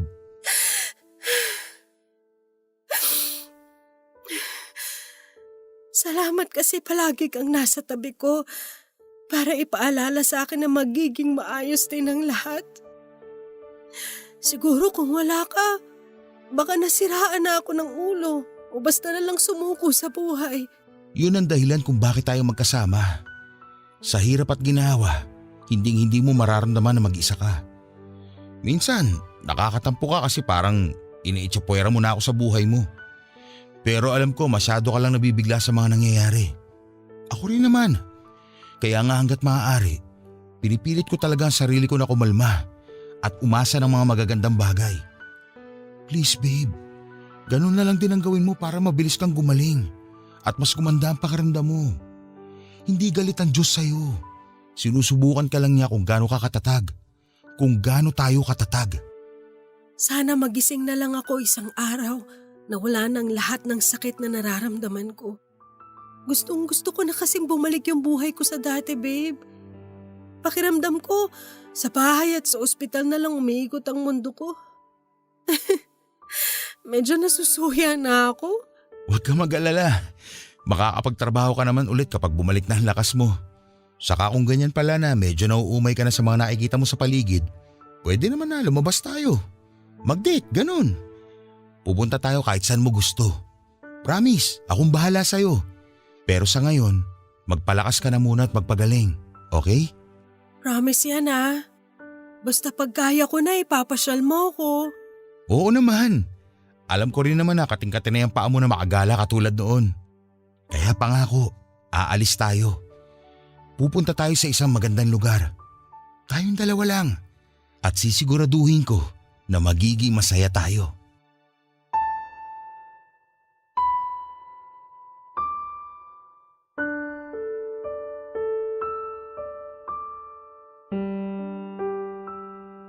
Nasa grade 3 po ako noon nang lumipat ang pamilya ni Leonor sa katabing bahay namin.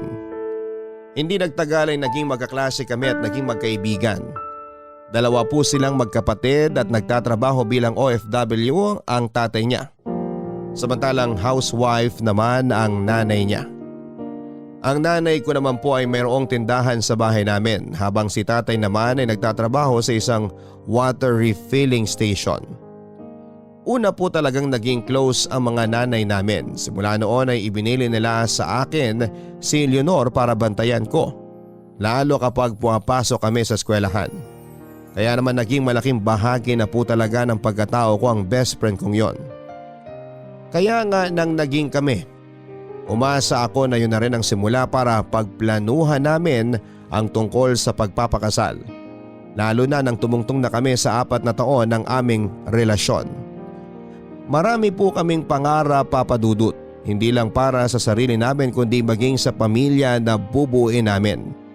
Kaya nga sino mag-aakala na lahat ng plano namin sa buhay ay masisira lamang ng isang masamang balita sa pagkakaroon niya ng malubhang karamdaman. Pero sa kabila ng lahat ay alam kong matapang si Leonor.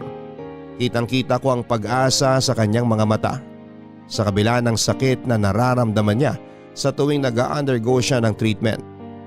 Mula roon ay nabibigyan ako ng kumpiyansa at kapanatagan na balang araw ay magiging mabuti rin sa amin ang tadhana. Nagagaling din siya at babalik sa normal ang lahat.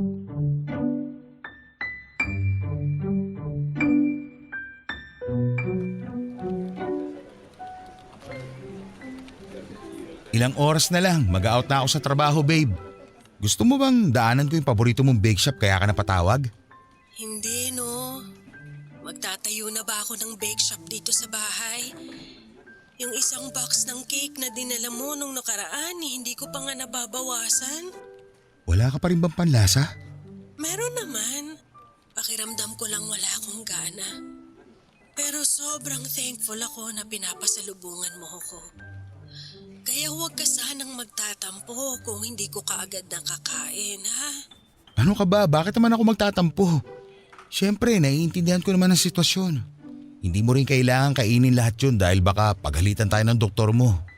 Pero sana, huwag ka magpapagutom. Kumain ka pa rin kahit wala kang gana, okay? Kung hindi naman pala tungkol sa pagkain na pag-uusapan natin, bakit bigla ka yata napatawag, babe? May nangyari ba? Wala naman. Kumalma ka nga lang. Bakit nakaka-istorbo ba ako sa boyfriend ko? Ang alam ko kasi lunch break nyo naman kaya naisipang kitang tawagan. Bigla ko kasing na-miss yung boses mo. Grabe! Ganyan mo talaga ako kamahal para mamiss oras sa oras? Minuminuto? Ang OA ng minuminuto, wag kang feeling gwapo. Sobra ka naman. Gwapo naman talaga ako eh. Aminin mo. O sige na, gwapo na akong gwapo. Grabe, ang swerte ko naman kasi nagkaroon ako ng ubod ng gwapong boyfriend.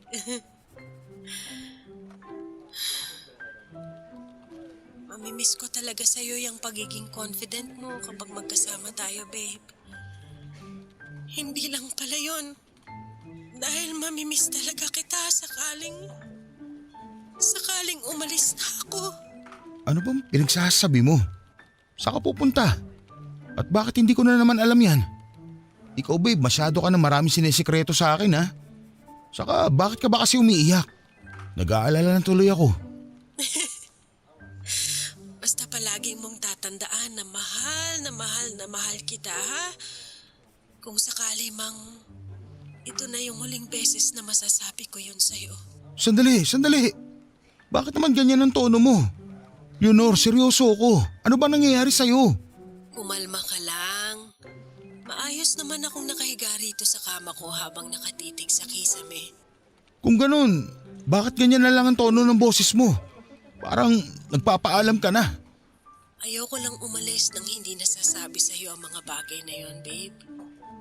Ayoko magsisi sa huli dahil hindi ako nakapagpasalamat sa lahat ng mabubuting bagay na nagawa at ginagawa mo sa akin. Kahit na nung mga bata pa tayo at hanggang ngayon. Alam mo, nang maging boyfriend kita, nasabi ko noon sa sarili ko na napakaswerte ko. At kung luuluubin man ng Diyos, ikaw na rin sana ang lalaki na gusto kong makasama habang buhay. Siyempre, mangyayari yun dahil para sa akin, ikaw na rin ang nag-iisang mamahalin ko hanggang tumanda tayo. Di ba? Marami pa tayong pangarap sa buhay at sa magiging pamilya natin. Tutuparin pa nating dalawa yun, babe. Kaya ilaan mo na lang yung magagandang bagay na gusto mong sabihin kapag kinakasal na tayo. Ang totoo niyan, babe, hindi ko na alam kung maihintay ko pa ang araw na yun. Pagod na kasi ako. Parang kahit anong laban at pagiging matapang ang gawin ko, kusa nang sumusuko ang katawan ko. Hindi ko alam kung hanggang kailan pa ako mananatiling buhay. O kung baka bukas, hindi na lang ako magising. Sinabi ko naman sa'yo na wag mo na sasabihin ng tungkol sa bagay na yan, di ba? Teka nga, nasan ba sina tita? Hindi ka dapat nila iniiwan mag-isa kasi kung ano-ano pumapasok sa isip mo. Nagpapahinga lang sina mama, babe. Hindi naman nila ako iniwan. Tsaka huwag kang sumigaw. Baka mamaya marinig ka ng kung sino mapagkamalang kang may kaaway. Pasensya na kung biglang tumaas ang boses ko. Kasi naman babe, naririnig mo ba sarili mo? Naiintindihan mo ba yung mga sinasabi mo sa akin? Oo, naiintindihan ko. Pero alam ko rin na kailangan kong sabihin ngayon to para malaman mo at para lang maging handa ang feelings mo. Babe, I love you. Sorry kung hindi ko na matutupad ang mga pangarap natin. Pero sana pilitin mo pa rin na huwag masyadong malungkot. Sakaling isang araw, magising ka na lang at malaman mong wala na ako. Mahal na mahal kita. Wala akong ibang gusto, kundi ang maging masaya ka kahit hindi na tayo magkasama.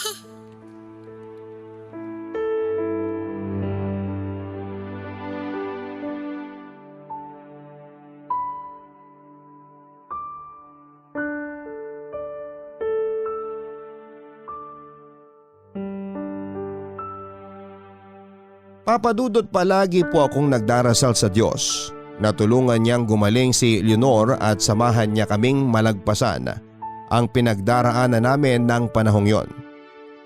Naniniwala naman po kasi ako na hindi niya tayo bibigyan ng pagsubok sa buhay na hindi natin kayang lagpasan. Kaya nga kahit mas maraming araw na malungkot at mahirap, ay hindi pa rin po ako bumitaw sa panalangin ko sa kanya. Nailigtas niya mula sa kapahamakan ng dati kong girlfriend. Nang mga panahong yon, papadudot, ay plinano ko na rin pong mag-propose ng kasal kay Leonor. Dahil alam ko na kahit na anong mangyari ay siya pa rin ang babaeng pipiliin ko para maging asawa ko. Kaya lang tadhana na mismo ang nagdikta na hindi kami para sa isa't isa. 26 years old lamang po noon si Leonor nang bawian ng buhay dahil sa mga komplikasyon ng kanyang sakit. Halos 6 na buwan lang din po ang nakakalipas simula nang malaman namin na may leukemia siya at nagsimulang mag-undergo ng treatment. Akala ko ay okay na kapag sumailalim siya ng gamutan ay magiging mabuti na ulit ang pakiramdam niya. Kaya lang sa hindi ko na mabilang na pagkakataon ay umasa lamang ako sa wala noon. Kahit sino sa atin na namatayan ng taong pinakamamahal natin ay minsan na ring maiisip na sana'y kunin na rin tayo ng langit upang makasama sila. Dahil hindi natin kakayaning sakaling mahiwalay sila sa atin ng panghabang buhay. Yun po ang eksaktong pakiramdam ko ng panahon na yon, papadudot. Para bang may kung anong matigas na bagay ang dumagan sa dibdib ko dahil sa katotohanang iniwan na ako ng babaeng pinakamamahal ko. Ang hirap tanggapin at tandang-tanda ko pa na ilang beses ko noong pinagsasampalang sarili ko para lamang magising sa bangungot sakali mang nananaginip lamang ako. Pero nagdugo na lang noon ang labi ko habang inaawat ng ilang kamag-anak ng dati kong kasintahan ay hindi pa rin ako makapaniwala na wala na siya. Iyak po ako ng iyak noon, papadudot. Sa katunayan ay nilapitan ko pa nga ang katawan niya at pinakiusapang dumilat siya para sa akin. Pero kahit na anong gawin ko at kahit na anong sabihin ko, nananatili pong binging walang naririnig si Leonor. Nang panahon na yon ay awang-awa na rin po sa akin ang pamilya niya at ang pamilya ko. Pero anong magagawa ko? Maging ako mismo ay hindi ko na rin nakikilala ang sarili ko. Papadudot ng araw ng libing ni Leonor ay doon na po ako nag-propose ng kasal sa kanya. At bago tuluyang tabunan ng lupa ang katawan niya ay sinod ko po sa daliri niya ang singsing na simbolo ng walang hanggang pag-ibig ko sa kanya. Simula po noon ay hindi ko na alam kung paano haharapin ang buhay. Aminado ako na napabayaan ko din ang sarili ko at itinaboy ang mga taong malalapit sa akin. Bagaman functional pa rin naman ako, ibig sabihin po ay nakakapasok pa rin ako sa opisina at nakakapagtrabaho, pero kapag mag-isa na lamang po ako ay doon ako kinakain ng labis na kalungkutan. Kaya nga hanggat maaari ay hindi po ako natutulog noon ng hindi lasing.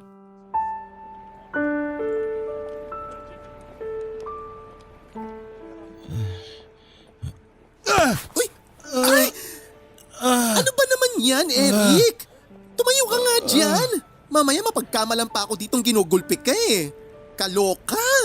Nakakasira ka ng aura. Huwag mo naman akong kalad ka rin, Art. Marunong naman ako maglakad. Pero upo muna tayo, pwede. Nahihilo talaga ako. Marunong ka ngang maglakad pero gegewang-gewang ka naman. Paano tayo makakarating yan sa sakayan?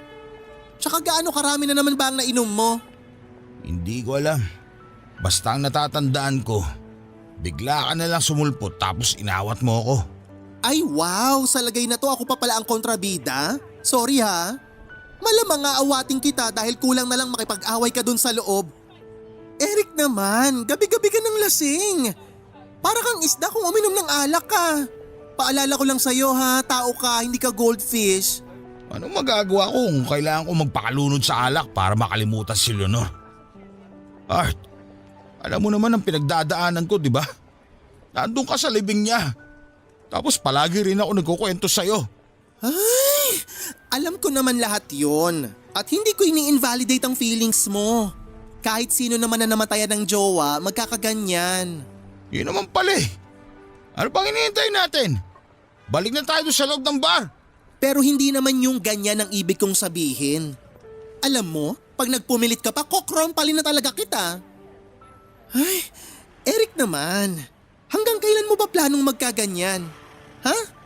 Hindi maganda na nilulunod mo lagi ang sarili mo sa kakainom ng alak. Tapos mapapaaway ka pa. Saan ka nalang pupulutin yan pag nasampulan ka? Kung ayaw mong uminom ako ng alak, sige. Sabihin mo kung ano bang gusto mong gawin ko para lang makalimutan si Leonor. Diyan ka naman magaling, di ba? Mag-suggest ka, gagawin ko. Alam mo, kapag hindi na talaga ako nakapagpigil sa'yo, a-uppercutin na lang kita para makatulog ka na dyan. Tapos iiwan na lang kita dito para pulmonyahin ka. Mabuti na nga siguro yung para mamatay na lang din ako. Ay! Kaimber na! Kung sakaling nakikita ka ngayon ni Leonor, sa palagay mo matutuwa siya sa pinagagawa mo sa sarili mo? Eric, alam ko na masakit ang pinagdadaanan mo. Bilang pinsan at best friend mo, naiintindihan ko na mahirap at masakit na mawalan ng mahal sa buhay. Kaya lang sa ginagawa mo sa sarili mo ngayon, parang pinapatay mo na rin ang sarili mo eh. Pumasok man lang ba dyan sa isip mo na nag-aalala din kami sa'yo? Eh, sa bagay, lagi kang laseng, paano mo maiisip yon? Oh, yung mama mo, panay ang tawag sa akin kasi hindi ka raw nila makontak ng papa mo. Kung maririnig mo lang si tita, parang laging aatakihin sa sobrang pag-aalala sa'yo. Tapos gusto mo pa talagang mamatay. Maawa ka naman sa mga magulang mo. Hirap na kasi ako. Parang hindi ko na kayang mabuhay simula nang iniwan ako ni Leonor. Gusto ko na lang sumunod sa kanya. Gusto ko na lang matapos tong sakit na nararamdaman ko. Kasi alam ko kahit kailan hindi na ako magiging masaya. Durog na ako, Art. Daig ko pa yung pinagsakluban ng langit at lupa. Kapag natutulog ako, alam mo ba, hinihiling ko sa Diyos na sana wag niya na akong gisingin. O kung sakali mo magigising ako, sana panaginip lang na wala na si Leonor. Kaya nga nandito kami. Buong pamilya mo ang nakaalalay sa'yo.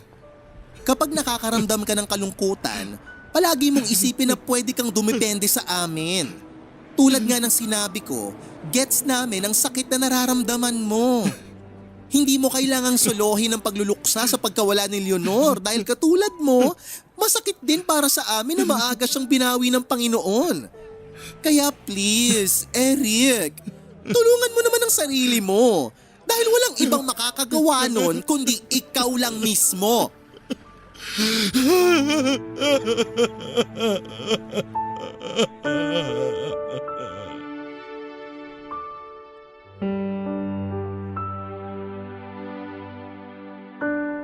Aminado po ako na natauhan talaga ako matapos nga sa aking ipaintindi ng pinsan kong si Arthur ang mga katarantaduhan na pinagagawa ko sa sarili ko matapos akong iwan ni Leonor.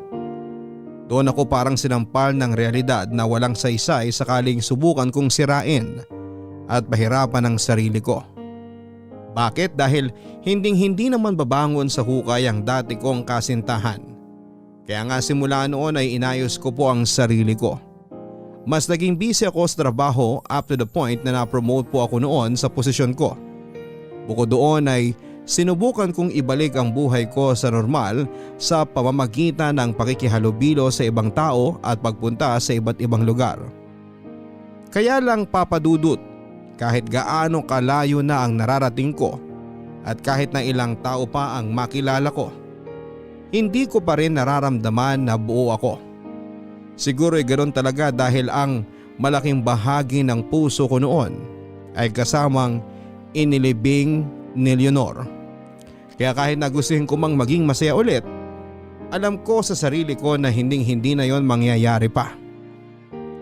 Mabilis na lumipas ang ilang taon at kahit na tumungtong na ako noon sa edad na 32 ay hindi ko pa rin po sinusubukang makipagrelasyon ulit sa kahit na sinong babae. Pakiramdam ko kasi wala nang mas hihigit pa kay Leonor at hindi ko na po kayang magmahal ng iba bukod sa kanya.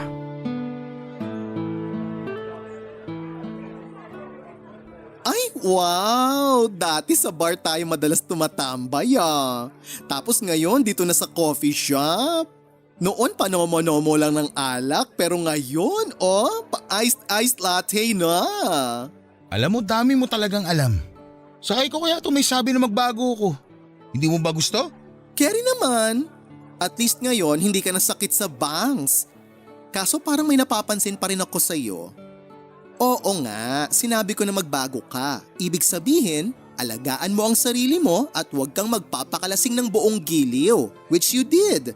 At isang malaking check ka ron. Kaya lang, sa nakikita ko, parang hindi ka pa rin masaya. Ay, pagkatapos na nangyari sa relasyon namin ni Leonor, sa palagay mo magiging masaya pa ba ako? Of course, magiging masaya ka pa rin. Ano ka ba? Ganito kasi yun, Eric. Ang pagiging masaya, choice yan. Hindi yan basta kung anong feeling na hihintayin mo na lang dumating sa tamang panahon. Dapat ikaw mismo, dyan sa sarili mo mismo, mag-decide kang maging happy. Masaya naman ako sa buhay ko ngayon kahit papano. Tingnan mo, maganda naman ang nangyayari sa trabaho ko. Nakikipag-banding naman ako sa inyo at nakakasama pa nga sa mga gala ng tropa. Nandun na tayo pero basta iba pa rin kasi. Ano ba kasing punto mo? Kumbaga, hindi real yung happiness na pinakikita mo.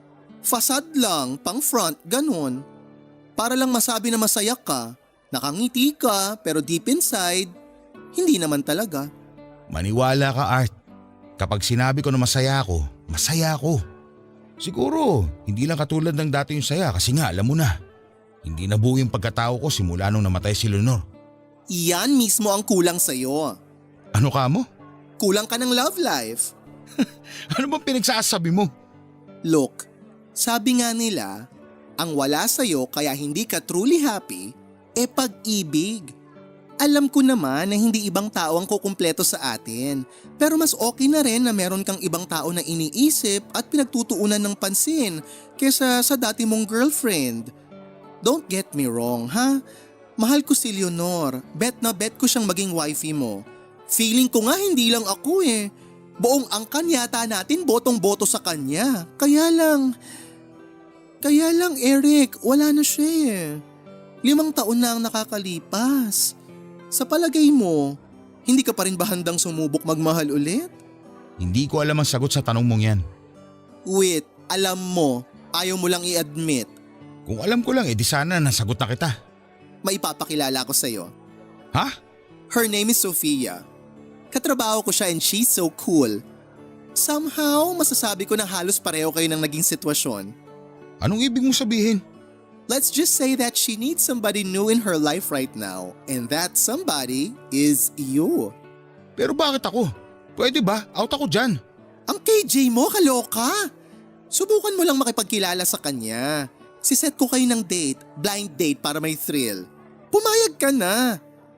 Eric, para sa'yo naman to. Malay mo, compatible kayo.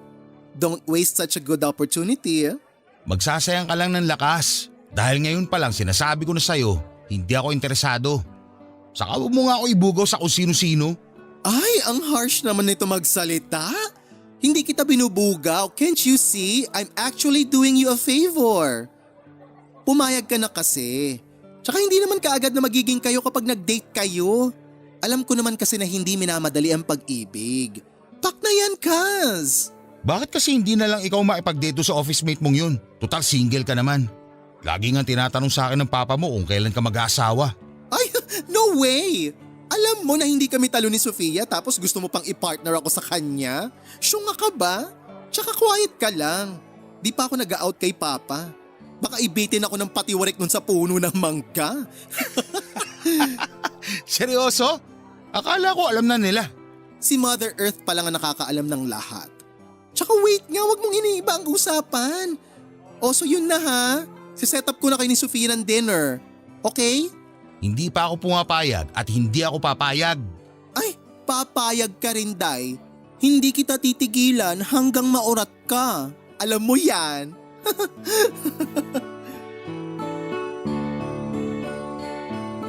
Papa Dudu, true to his word, ay kinulit nga ako ng kinulit ni Arthur hanggang sa pumayag na lang din po ako.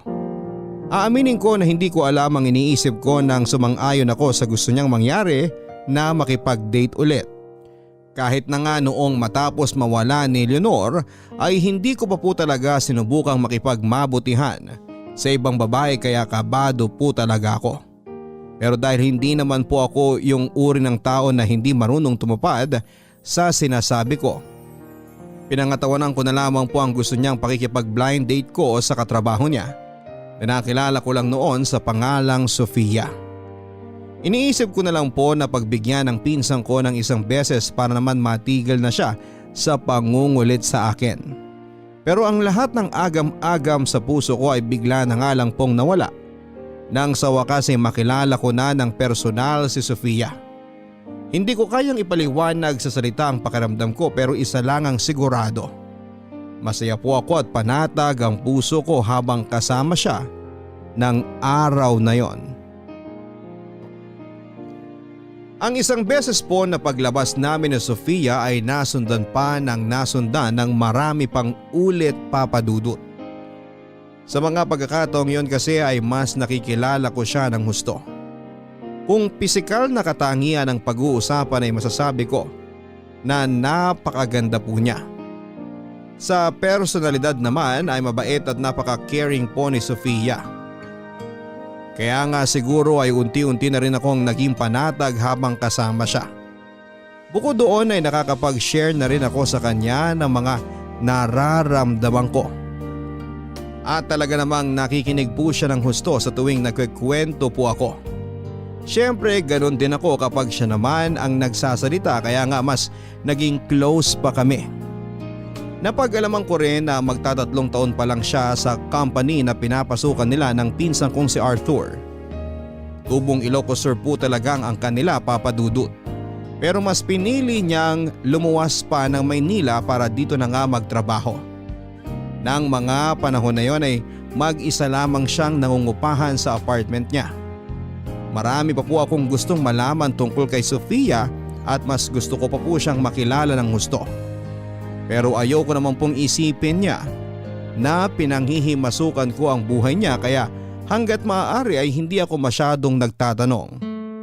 Hanggang isang araw ay sinabi niya po sa akin ang dahilan kung bakit siya napadpad sa Maynila.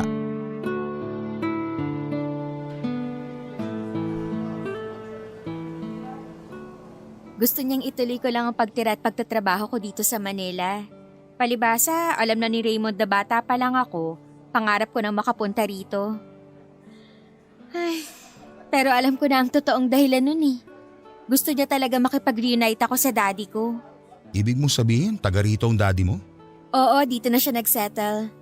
Bale ang nangyari, naghiwalay na sila nun ni mommy, bata pa lang ako. Nung una, nagagalit ako sa kanya. Pero nang tumagal, naintindihan ko na hindi lahat ng mag-asawa ay meant to be na magsama. So, ayun. Sa ngayon, okay naman sila ni mommy.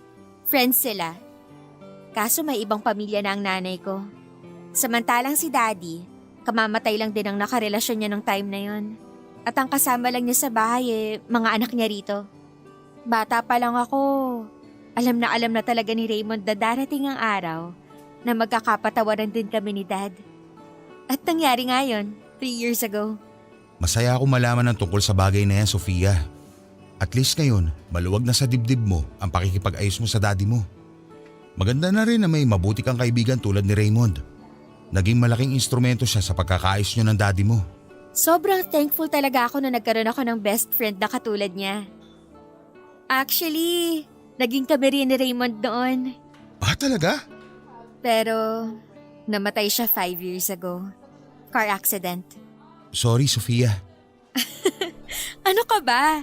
Hindi mo kailangang humingi ng sorry. Matagal nang nangyari yun. Nakamove on na ako. Ha? Paano? Hindi ko naman pwedeng itali sa nakaraan ng sarili ko. Minahal ko si Raymond. Hindi lang minahal. Mahal na mahal ko siya at minsan ko na rin sinabi sa sarili ko na siya na talaga ang the one. Kaya lang, dahil sa nangyari, nagalit ako sa mundo. Pati sa Diyos. Nandyan yung kinwestiyon ko yung will niya. Hinanap ko rin yung sagot sa mga tanong ko sa maraming lugar. Pero sa huli, hindi ko pa rin nakita. Until balikan ko lahat ng memories namin ni Raymond. Parehong masaya at malungkot. Doon ko na nga nakita at binasa ulit yung love letters niya sa akin.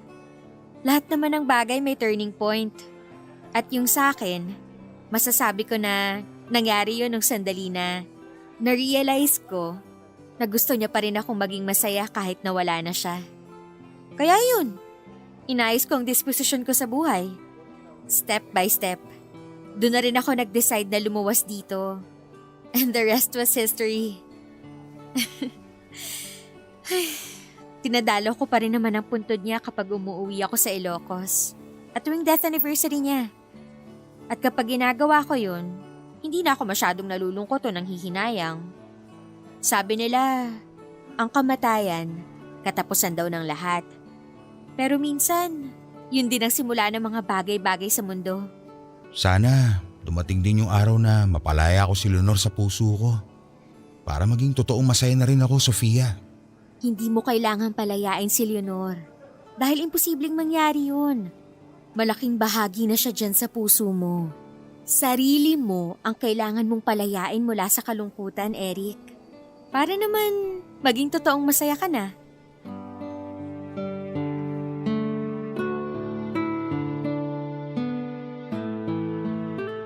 Matapos ko pong marinig ang kwentong yon ni Sofia, lalo po akong humanga sa kanya, Papa Dudut.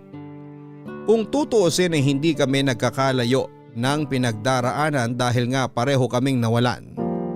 Ang tanging pinagkaiba lang namin ay kung paano namin dinadala at hinaharap ang buhay na hindi nakasama ang mga taong mahal namin. Doon ko nga biglang na-realize sa mga bagay na matagal nang gustong ipaintindi sa akin ni Arthur, Papa Dudut. Alam ko na kung nakikita man ni Leonor ang sitwasyon ko. Siguradong hindi siya matutuwa dahil patuloy ko pa ring iginagapos ang sarili ko sa tanikala ng nakaraan. Dahilan para hindi ako makausad sa kasalukuyan at patuloy na mahirapan. Papa Dudut, gusto ko na pong maging masaya. Yung bang totoo at hindi ko na kailangang kumbinsihin pa ang sarili ko na ayos lamang ako.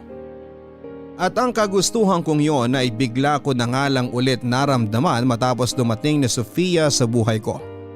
Pero sa kabilang banda ay nag-aalinlangan pa rin po akong i-pursue ang lumalalim na damdamin ko sa kanya.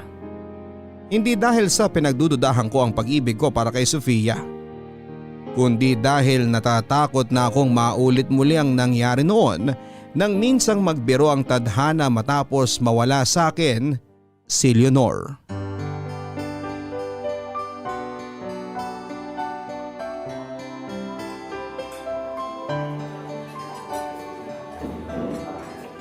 Kumusta ka na ba, Eric? Huling kita natin nung nakaraang buwan pa. Bakit? Namiss mo ba ako? Oo. Siyempre, kahit paano, naging magkaibigan na tayo. Tinatanong nga kita kay Arthur. Sabi, nagsusoul searching ka raw. Sira ulo talaga yun. Pero totoo rin naman kasi. Oo, alam ko naman na totoo, pero kamusta ka naman ba? Anong ginawa mo nito mga nakaraang linggo? Yun kung gusto mo lang naman mag-share. Oo naman. Well, marami ako masishare sa'yo. Ang totoo niyan, simula nang banggitin mo sa akin ng tungkol kay Raymond, maraming bagay ang pumasok sa isip ko ng araw na yon, Sofia. At doon ko na-realize na may punto ka rin sa mga sinabi mo sa akin noon. Alin? Yung in a good way, pinili ko na mag-move on sa pag-ibig namin ni Raymond noon? Oo, kasi ganun din ang gusto mangyari ni Leonor para sa akin. Ayaw ng best friend kong nalulungkot ako kahit nawala na siya. Yun yung eksaktong bili niya sa akin ilang araw bago siya namatay. Mahal na mahal ko si Leonor. Siya na ang buhay ko simula mga bata kami. Kaya nga nang agawin siya sa akin ng tadhana, kasama na rin niyang inilibing at tamatay ang malaking bahagi ng pagkatao ko, Sofia. Pero pagod na ako malungkot at maging miserable habang buhay. At katulad nga ng sinabi ko noon, gusto ko nang maging masaya. Kaya naman pinapalaya ko ng sarili ko na nakatali pa rin sa nasira naming pag-ibig ni Leonor. Wala akong ibang hangad kundi ang mahanap mo na ang kaligayahang gusto mo dyan sa puso mo, Eric. Ang sabi sa akin ni Arthur, choice natin ang pagiging masaya. Hindi natin pwedeng hayaan ang sarili natin na kontrolin ang emosyon na nararamdaman natin. Sa halip, tayo dapat ang matutong kumontrol nito. Yun yung eksaktong ginawa ko na magdesisyon akong palayain ang sarili ko ng tuluyan, pero hindi ko pa rin nagawang kontrolin ang nararamdaman ko na unti-unting nahuhulog sa iyo, Sofia. Ha? Anong sabi mo? Nang unang beses kitang nakita at mas nakilala, sobra mo talaga ako napabilib. Kaya nga hindi na rin ako noon nagdalawang isip pa na makapagkita sa iyo ulit. Bukod dun, hinayaan mo lang ako magkwento ng mga nararamdaman ko at hindi mo ako hinusgahan. Tapos sa huli, napagtanto ko na pareho lang din tayong nawalan at patuloy na hinahanap ang lugar natin sa mundo at sa buhay na to. Hindi ko alam kung pareho tayo ng nararamdaman, pero gusto ko pa rin subukan. Kaya nga, naglakas loob na rin ako ngayong magtapat sa'yo kahit na wala akong kasiguraduhan sa isasagot mo. Ayoko na rin kasi matakot. Gusto ko nang sumubok. Kung mabibigo man ako, at least hindi ako basta sumuko. Ako nga ang mas napabilib mo, Eric. Kasi muli ko nakita sa iyo yung sarili ko noon. At tama ka naman sa mga sinabi mo. Dahil ako rin mismo, gusto ko na rin maging totoong masaya. Kaya, oo Eric, pumapayag ako. Subukan natin. Totoo ba yan? Oo naman. Tung mukha akong to, mukha bang nagbibiro to? Thank you, Sofia. Hindi mo alam kung gaano mo ako pinasaya ngayon. Ay, ngayon lang. Paano nung nakaraang labas natin? Pati yung mga nakaraan pa. Alam mo, isa yan sa mga nagustuhan ko sa'yo. Yung pagiging kalog mo. Huwag ka kasing masyadong seryoso. Madrama na nga ang buhay tapos ganyan ka pa. Sige ka, tatanda ka kagad yan.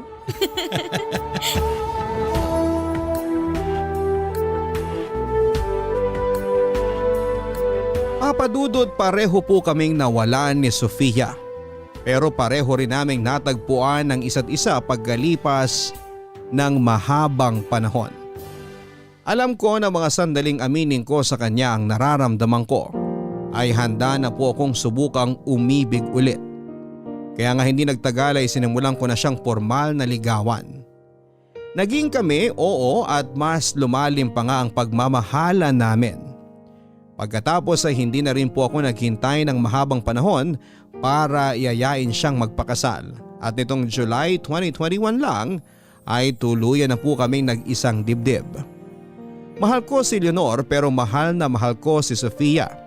Si Leonor ang nakaraan ko at si Sofia naman ang kasalukuyan at habang buhay ko. Alam ko sa ikabuturan ng puso ko na masayang masaya ang dati kong kasintahan saan man siya naroon ngayon dahil hindi ko piniling ilugmok ang sarili ko sa kalungkutan. At kahit na naging mapaglaro noon ang tadhana sa akin, ito pa rin ang dahilan kung bakit masayang masaya ako sa ngayon dahil ipinakilala niya sa akin ang asawa ko. Papa Dudut, maraming salamat po sakaling mapili po ninyong itampok sa Barangay Love Stories ang kwento ng buhay ko. Sana kahit papaano ay nakapagdulot po ito ng kilig, lungkot, saya at inspirasyon sa ating mga tagapakinig. Ang inyong forever kapuso at kabarangay, Eric. Kapag may mga nagsasarang pinto ay meron namang nagbubukas. Hindi ibig sabihin na malungkot ka ngayon, hindi ka na magiging masaya. Mga kabarangay, pagkatapos po nating bigyan ng panahon ang pagod nating puso na maghilom, piliin po nating ialpas ang sarili natin sa gapos ng kalungkutan. Hindi natin deserve na habang buhay na matali sa nakaraan. Ang mga tao, sitwasyon at pangyayari na naganap na ay mananatili na lang nating aral sa buhay na dadalhin at magagamit natin habang nagpapatuloy tayo sa ating paglalakbay. Walang masamang umibig ulit matapos nating mabigo sa una. Pero unahin muna nating mahalin ang ating sarili sa pamamagitan ng pagpili na maging masaya. Hanggang sa muli, ako po si Papa Dudut sa mga kwento ng pag-ibig, buhay at pag-asa. Maraming salamat po mga kabarangay. Mga kwento ng pag-ibig, kwento ng pag-asa at mga kwento ng buhay dito sa Barangay Love Stories. Love Stories.